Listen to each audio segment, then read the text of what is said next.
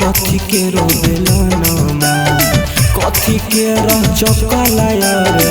कथी के रोबेलाना अरे रोटिया बेला पहिले भौजी के जवाना अरे रोटिया बेला पहिले भौजी के जवाना आम के चौकलाया रे शीशो के रोबेलाना आम के चौकलाया रे शीशो के रोबेलाना अरे रोटिया बेला पहिले भौजी के जवाना अरे रोटिया बेला पहिले भौजी के जवाना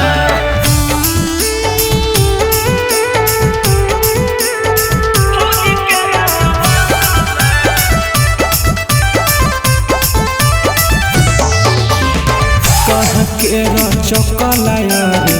कहाँ के रोबेलाना कहाँ के चौकलाया रे कहाँ के रोबेलाना अरे रोटिया बेला पहिले भौजी के जवाना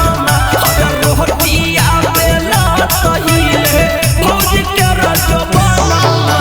बांका जिला के चौकलाया रे जमुई के रोबेलाना बांका जिला के चौकलाया रे जमुई जिला के बेलाना अरे रोटिया बेला पहिले भौजी के जवाना अरे रोटिया बेला पहिले भौजी के जवाना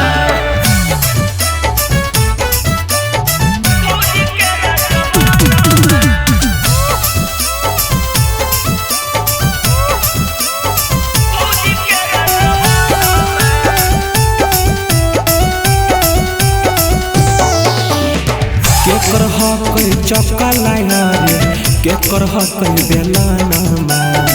केकर हक चौकलाया रे केकर हक बेलाना अरे रोटिया बेला पहिले भौजी के जवाना